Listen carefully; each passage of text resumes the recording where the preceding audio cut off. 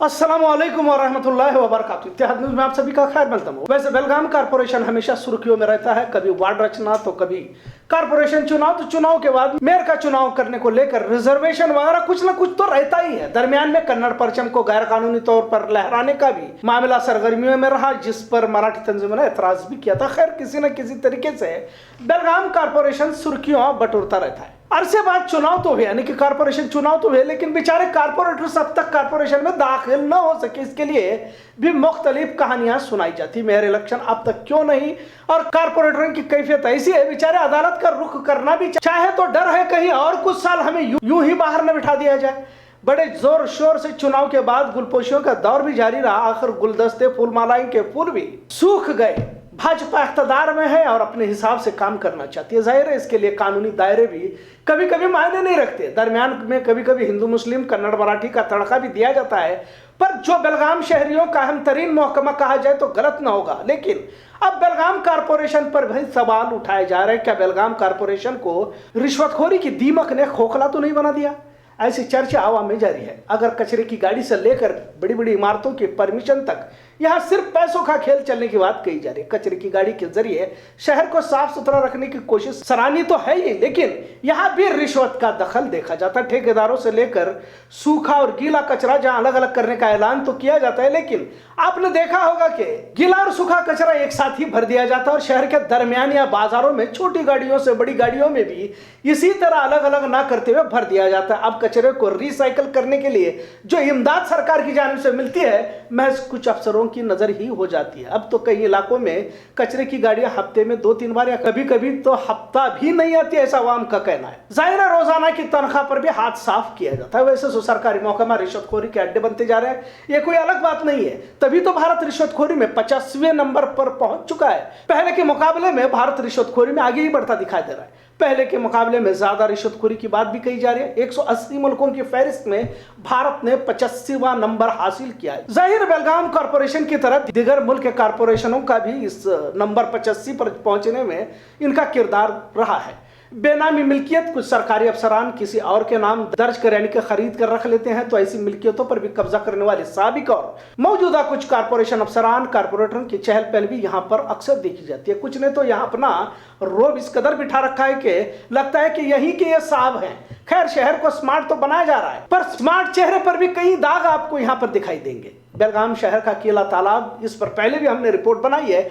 यहाँ के music fountain के साथ मुल्क का सबसे बड़ा तिरंगा, जिसकी चर्चा भी काफी रही है। अब इसकी क्या कैफियत है से भी जानते हैं, सिवाय खंबे के यहाँ पर कुछ भी नजर नहीं आता। लाखों रुपए खर्च कर गार्डन भी बनाया गया था, अब यहाँ किसी तरह की कोई देखभाल नहीं है। इसके बावजूद भी यहाँ दाखिल होने के लिए टिकट लिया जाता है, यानी कि टिकट के पैसे लिए जाते हैं। जब बेलगाम शहर के किसी भी गार्डन में टिकट नहीं लिया जाता, तो आखिर किला तालाब में क्यों लिया जाता है?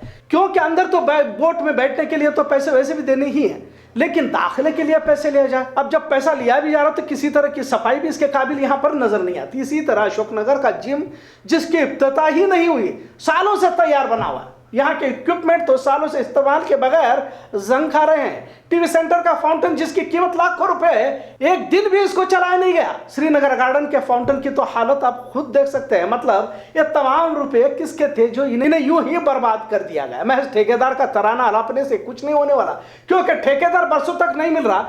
टैक्स आवाम से तो वसूला जाता है, घर पट्टी पानी पट्टी न भरने से कनेक्शन भी तो काट दिए जाते हैं, कार्रवाई की जाती है। आवाम का पैसा आखिर यूं बर्बाद करने का हक किसने दिया, और उन अफसरान पर कार्रवाई क्यों नहीं की जाती? सियासी रसूख इस्तेमाल कर उठने वाली हर आवाज को दबाया जाता है। हम करे सो कायदा की तरह ना सिर्फ बेलगाम बल्कि दिगर महकमात में भी मनमानी कारोबार चलाए जाते हैं। तेरी भी चुप मेरी भी चुप की तरह आवाम के रुपयों को अपने जेबों में ठोस लिया जाता है। कारपोरेशन की जानिब से ब्लैक स्पॉट को तलाश कर गार्डन और खूबसूरत बनाया जाता रहा, ताकि वहां सफाई बरकरार रहे। कारपोरेशन के कुछ अफसरान ने शहर के कई जगहों पर सफाई अभियान भी इस तरह से चलाया, लेकिन जब ब्लैक स्पॉट को बेहतर बनाने की तहरीक पर रुपया खर्च हो रहा है, तो इसकी देखभाल क्यों नहीं की जाती? महज कुछ तस्वीरें और खबरों में शाया करने के बाद इसकी तरफ देखने के लिए भी कारपोरेशन के अफसरान के पास वक्त नहीं रहता। लिहाजा आखिर रिश्वतखोरी को कहीं तो लगाम लगाना जरूरी है। अवाम बेहाल है। अब अवाम को भी आदत पड़ी हुई है कि कुछ रुपए दे देकर काम चलाओ, क्योंकि तरतीब से, यानी कि अगर बिना रिश्वत दिए आपका काम कहां होने वाला है, बिना रुपए दिए कोई काम तो बनता नहीं है। ऐसी ज़हनियत अब तकरीबन अवाम की बन चुकी है। लिहाजा बेलगाम कारपोरेशन में बढ़ती रिश्वतखोरी पर लगाम लगाने की जरूरत है। क्या वाकई इस पर संजीदगी से गौर फिक्र होता रहेगा या फिर अब रिश्वतखोरी भी तहजीब का एक हिस्सा बन जाएगा? क्योंकि वैसे भी कमीशन राज हर जगह पर फल फूल रहा है। यकीन मानिए रिश्वतखोरी वो दीमक है जिससे माशरा खत्म हो जाता है, क्योंकि गरीब रिश्वत अदा करने से कासिर रहता है। लिहाजा गरीब का हक मारकर कोई अमीर भी सुकून की जिंदगी नहीं जी सकता। एक कुदरत का उसूल है जिस पर हम सभी को गौर करने की जरूरत है। इत्तेहाद न्यूज़ देखने के लिए शुक्रिया। अल्लाह हाफिज।